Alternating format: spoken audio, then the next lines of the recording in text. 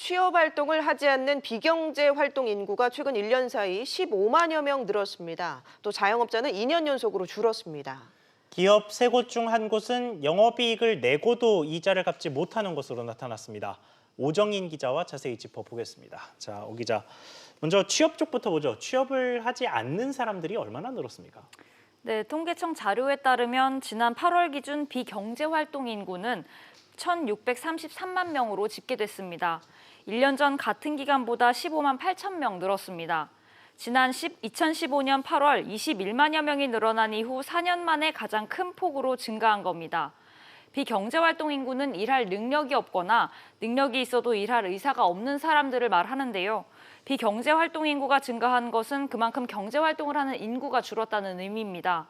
경제활동에 참가하지 않는 이유로 그냥 쉬었다고 답한 인구는 217만 3천 명으로 역시 통계 작성 이후 가장 많았습니다. 네, 자영업자 상황도 보겠습니다. 2년 연속으로 자영업자 수가 줄었다고요?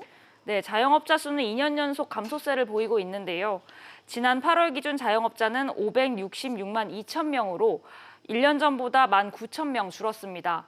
특히 급격한 최저임금의 경기 침체까지 겹치면서 자영업자들이 고용을 줄여 나홀로 자영업자만 늘었습니다.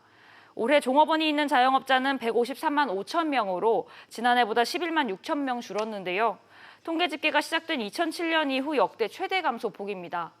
반면 지난해 1인 자영업자는 403만 명이었는데 1년 사이 9만 7천 명 더 늘었습니다.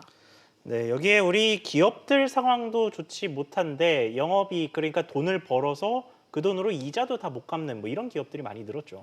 그렇습니다. 영업이익으로 이자도 갚지 못하는 기업, 이른바 좀비 기업이 2년 연속 증가했습니다. 우리 기업 무려 3곳 중 한 곳이 수익을 창출하고도 이자를 갚지 못하는 상황으로 나타났는데요. 한국은행이 국내 69만 2천여 개 기업을 분석한 결과를 살펴보면 영업이익으로 금융 비용을 부담할 수 있는 정도, 이자 보상 비율이 100% 미만인 기업은 지난해 35.2%였습니다.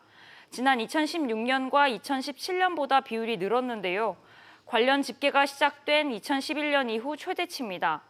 지난해 기업의 매출액 증가율이 4%로 1년 전에 비해 반토막 났고 또 총자산 증가율도 5.8%로 1년 사이 1.8%가량 줄어드는 등 전반적인 경기 부진이 원인으로 분석되고 있습니다. 네, 상황이 이렇다 보니 올해 경제 성장률 2% 달성도 어렵다는 전망이 나오는데 내년에도 2% 초반에 머물 것이라는 또 분석이 나왔다고요?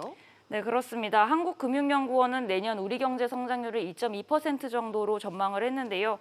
반도체 시장이 일부 개선되고 또 글로벌 교역이 반등하는 반면 건설 부분이 부진하고 가계 소비 심리가 악화될 것이란 분석입니다.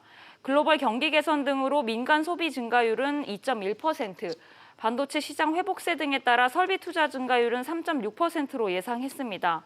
다만 건설 투자 증가율은 마이너스 3.9%로 봤습니다. 내년도 총 수출과 총 수입은 각각 2.9%, 1.4% 증가할 것으로 전망했습니다. 네, 오 기자 이야기 잘 들었습니다.